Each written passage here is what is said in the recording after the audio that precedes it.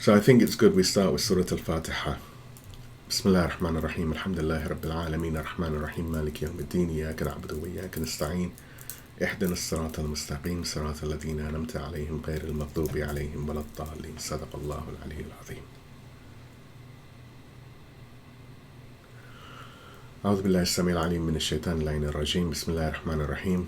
الحمد لله رب العالمين وصلى الله على سيدنا محمد وعلى آل بيته الطيبين الطاهرين ولعن الله على أعدائهم أجمعين من الأولين والآخرين آمين يا رب العالمين. أما بعد. السلام عليكم ورحمة الله. So this is part 35 of our ongoing series of discussions on the book attributed to Imam al-Saduq titled Misbah-Sharia, or the Lantern of the Path.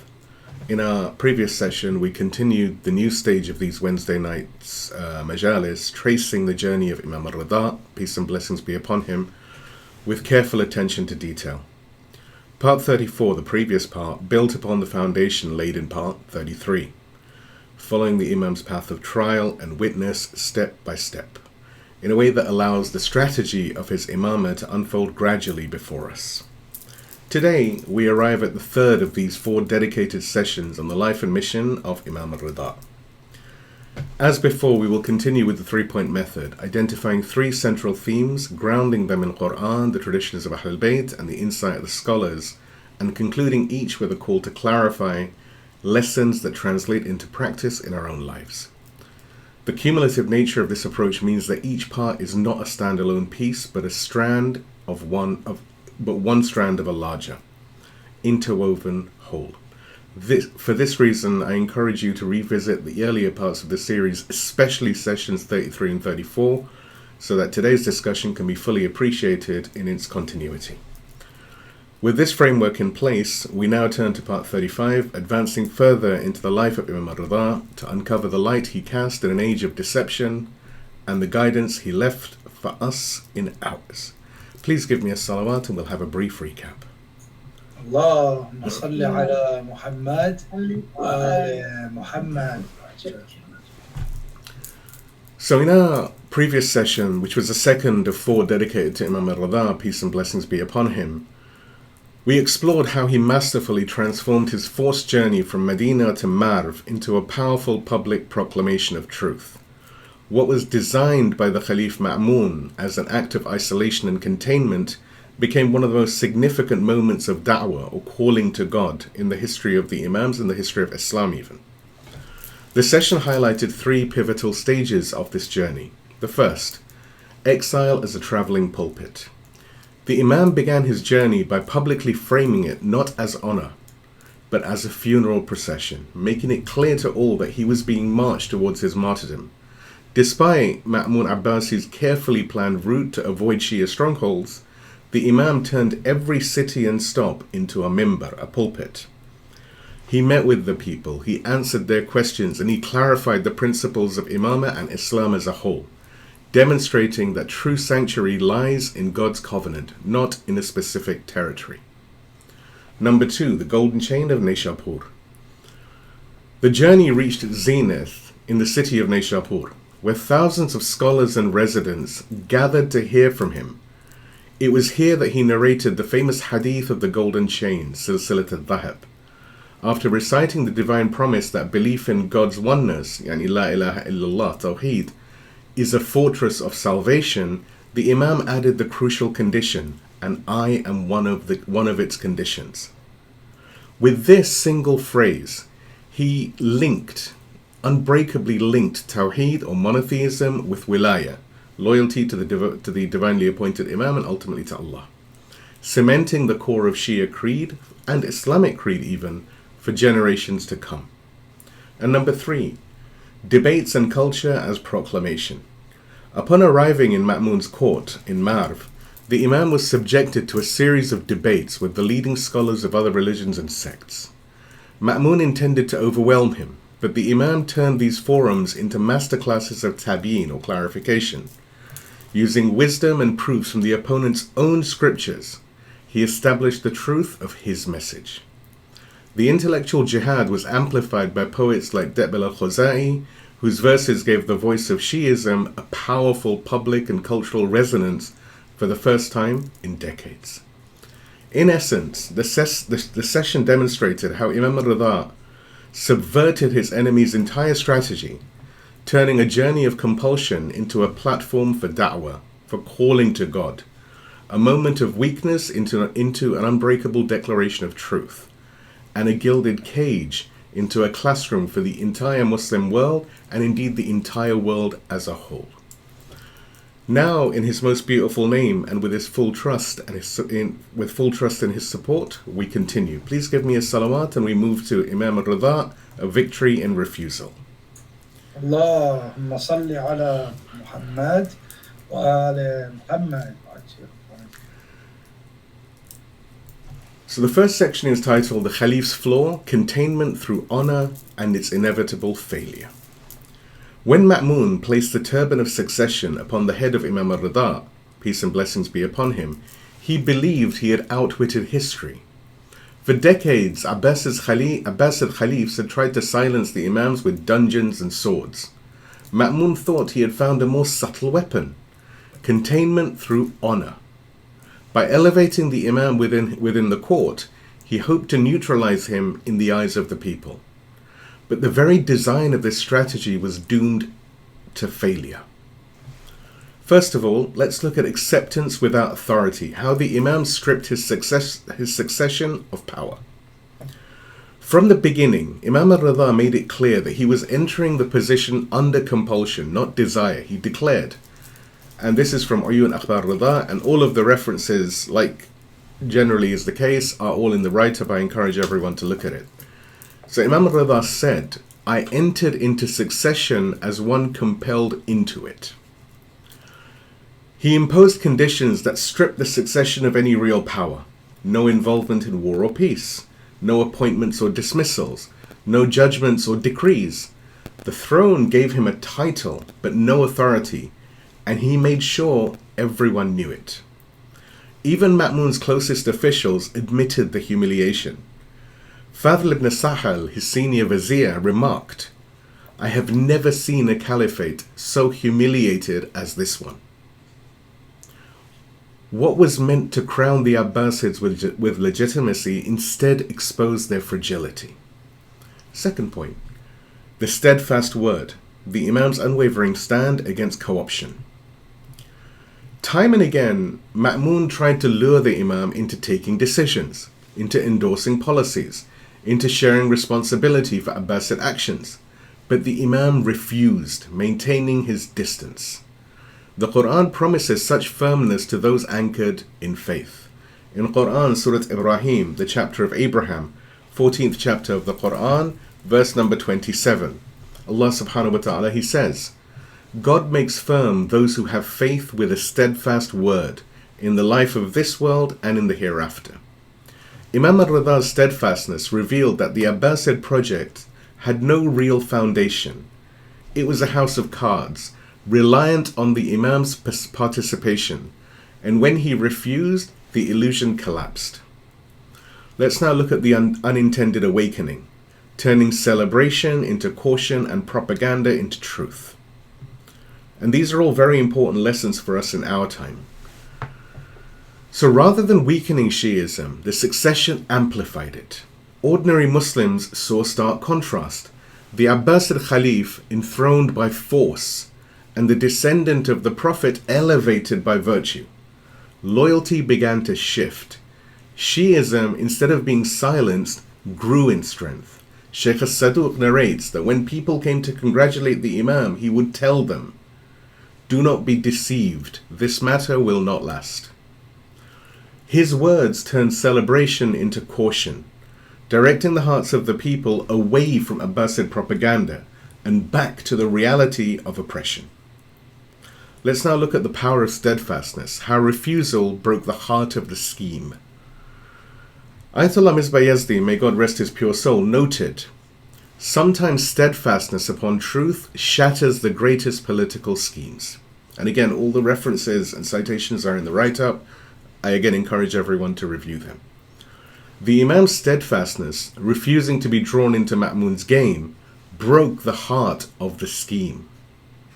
So now, let's look at lessons for the present. Why legitimacy cannot be borrowed from oppression. The Abbasids sought to contain the Imam by giving him a seat at their table. Today's powers attempt the same, inviting Muslim leaders, scholars, or communities into their structures, offering them titles and positions to neutralize their resistance.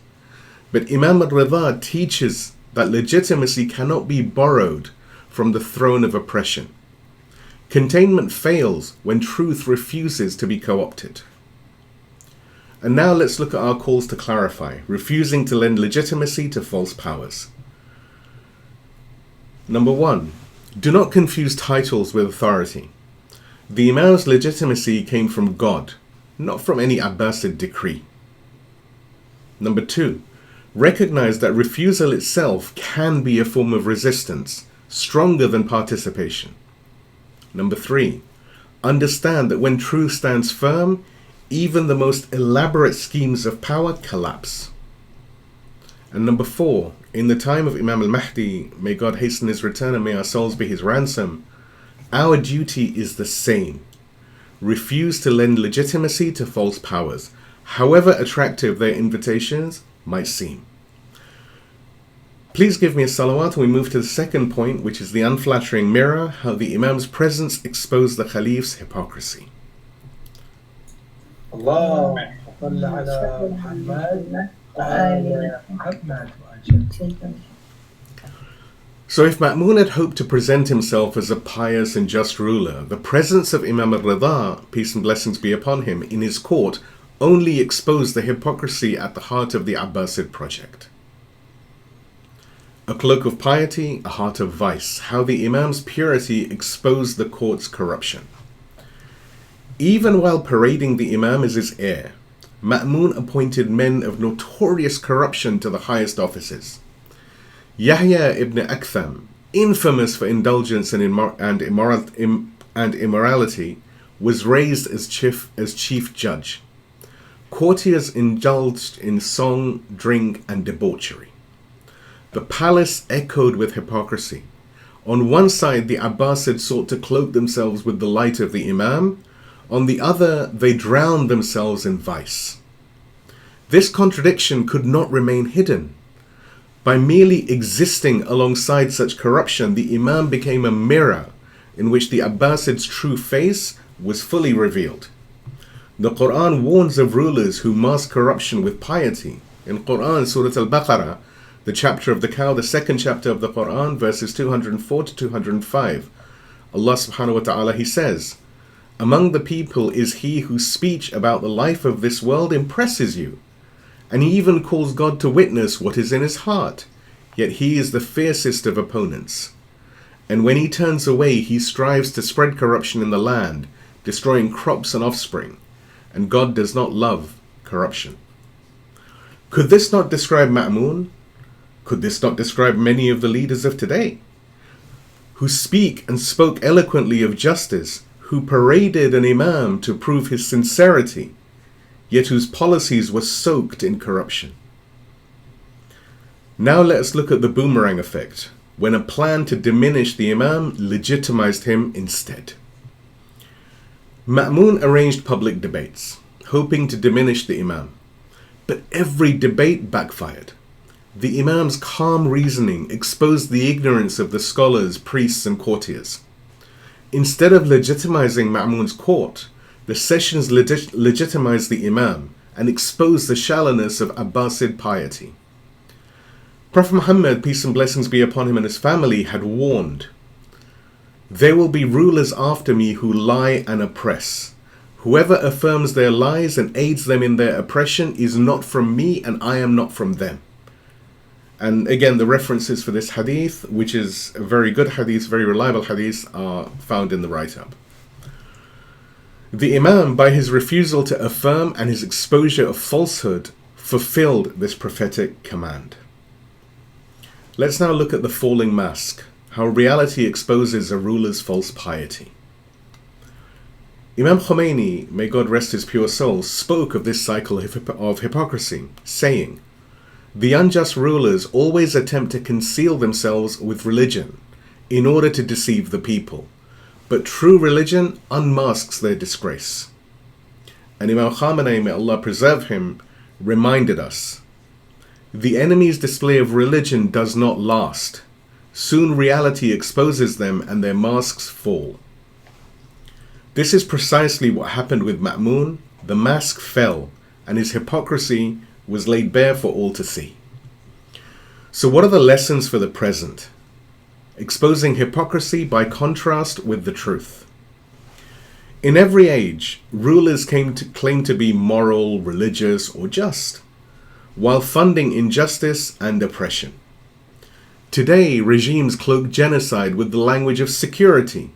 They cloak tyranny with the rhetoric of progress. They cloak immorality with banners of freedom.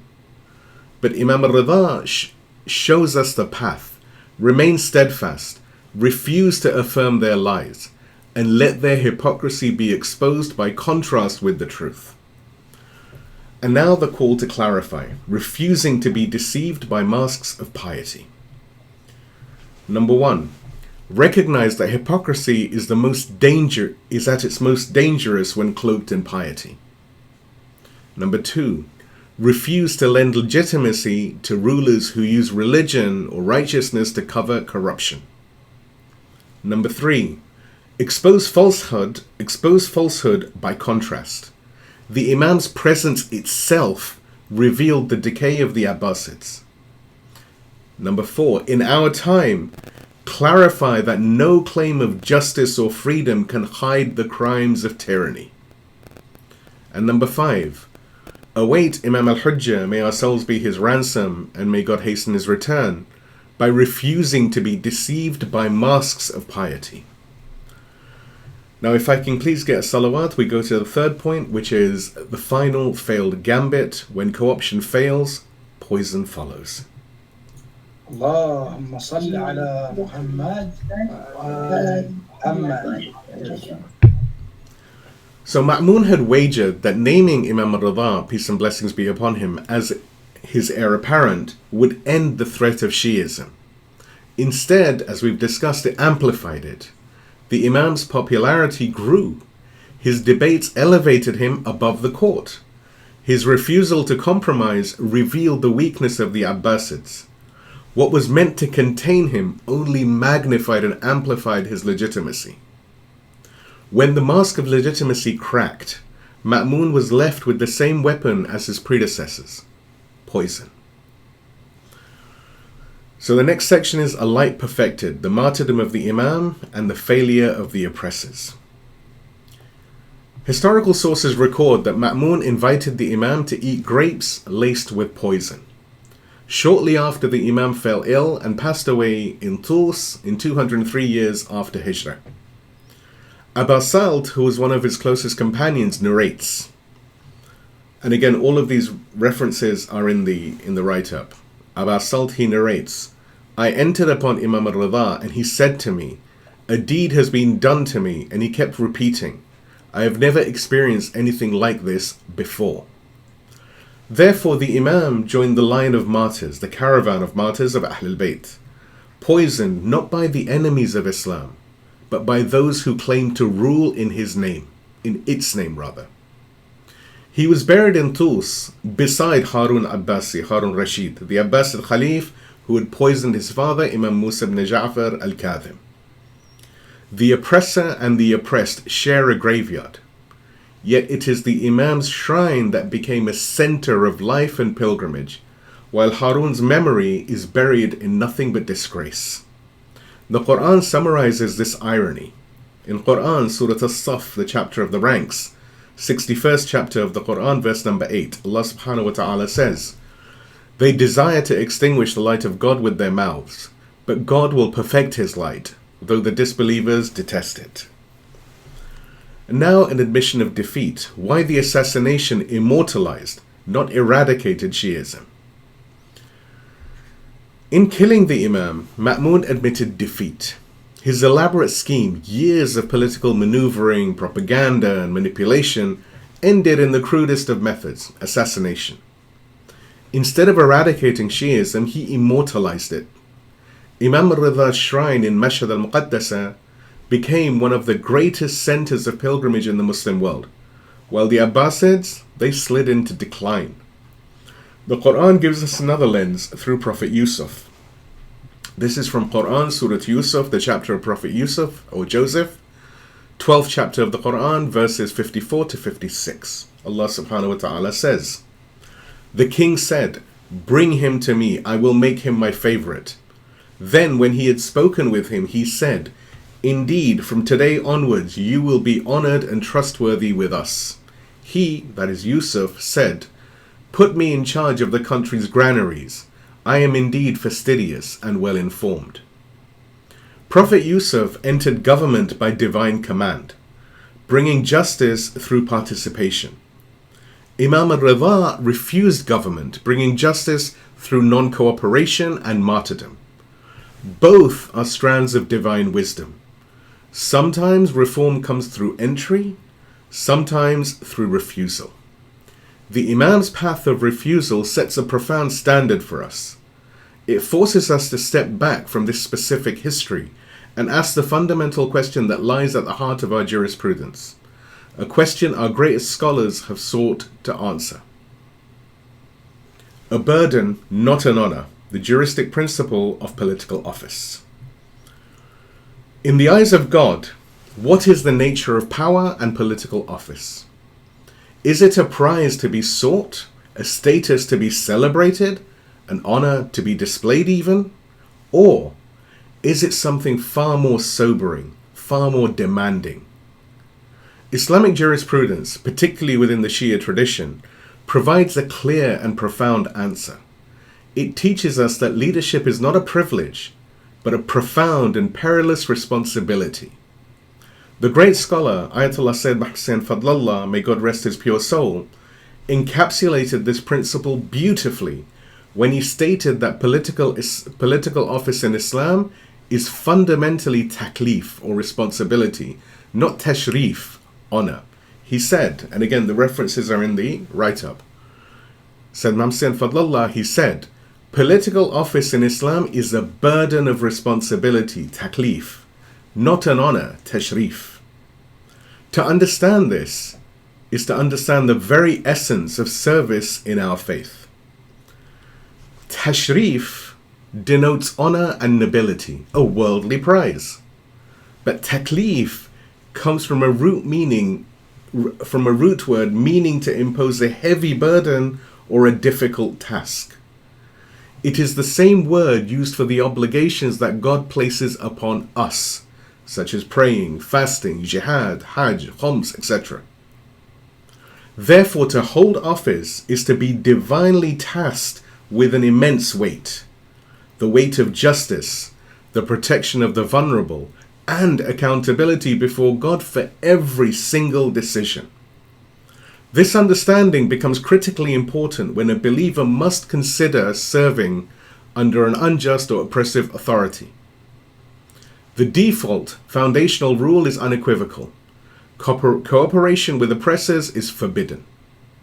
It is a poison for the soul and a betrayal of the community.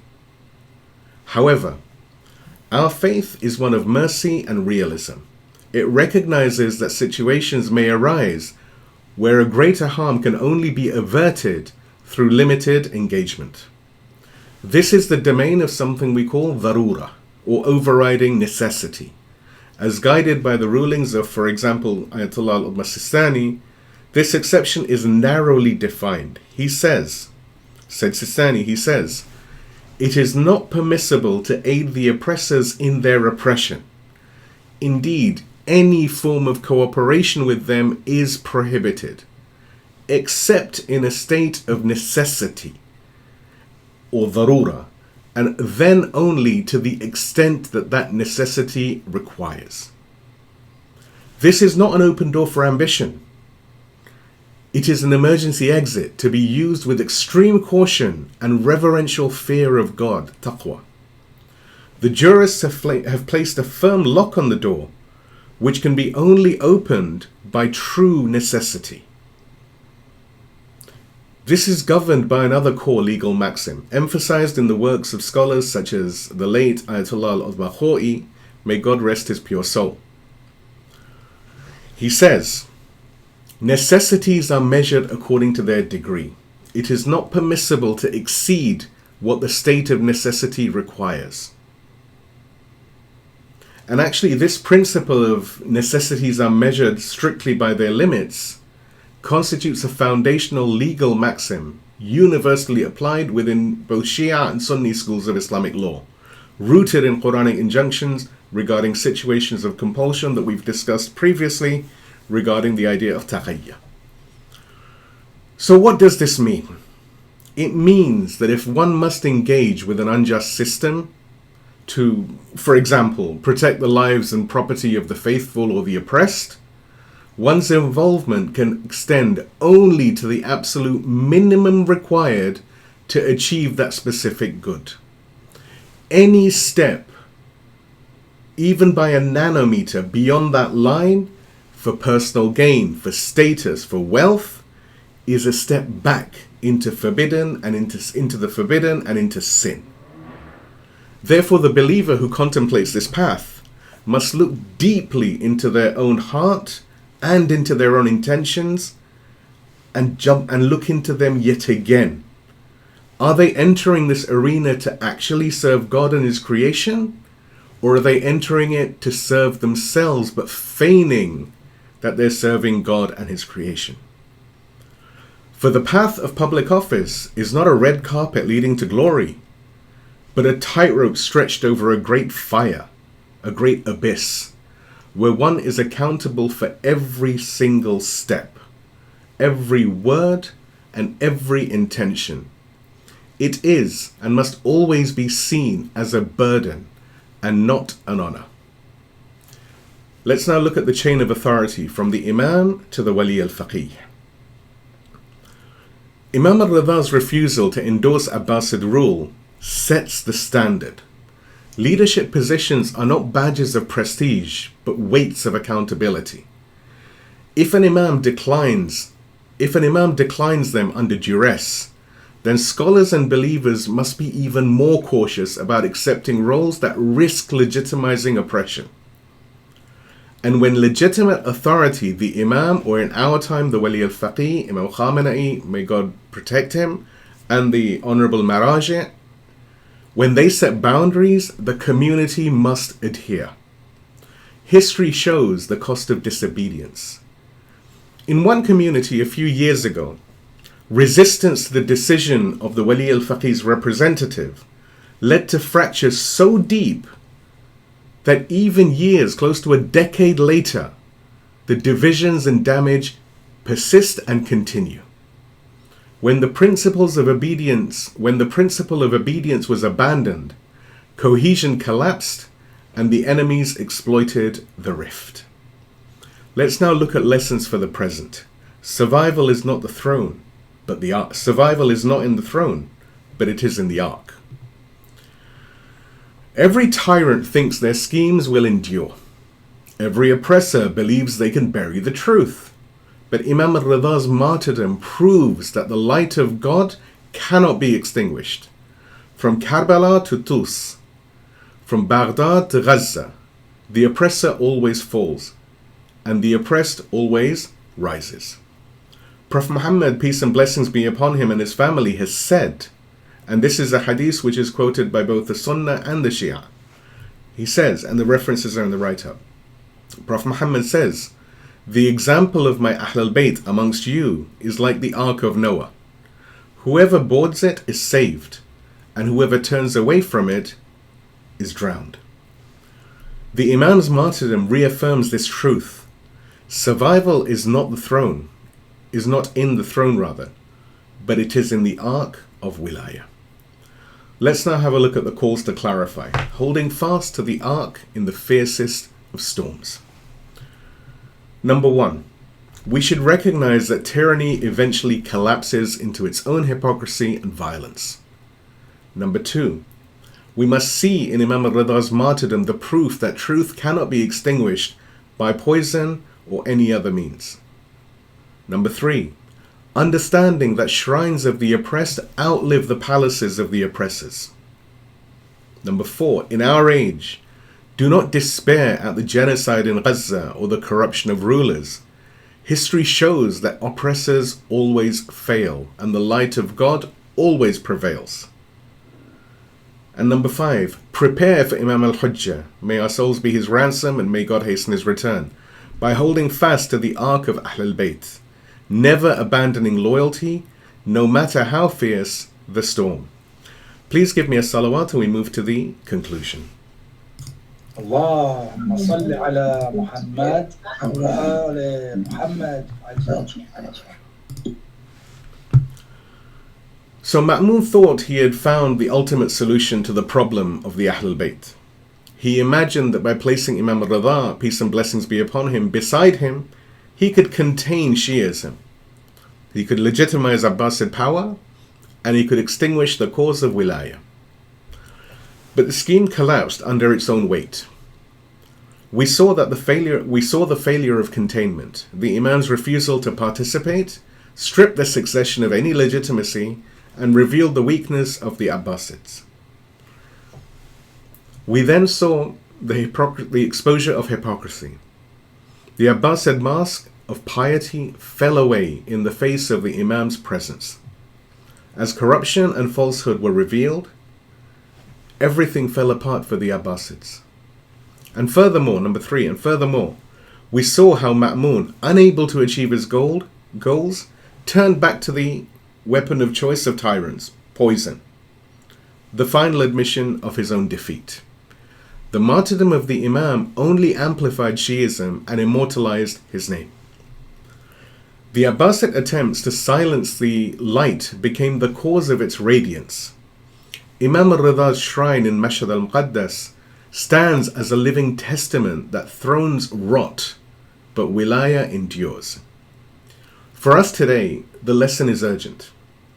Powers will always seek to contain, co-opt and corrupt the truth. But steadfastness, refusal to affirm falsehood, and loyalty to the Imam of the age expose tyranny and ensure that the truth survives. This is the path of preparation for Imam al-Hujjah, may our souls be his ransom, and may God hasten his return. The Abbasids couldn't extinguish the light of Imam al-Ridha, and today's tyrants will not extinguish his light either.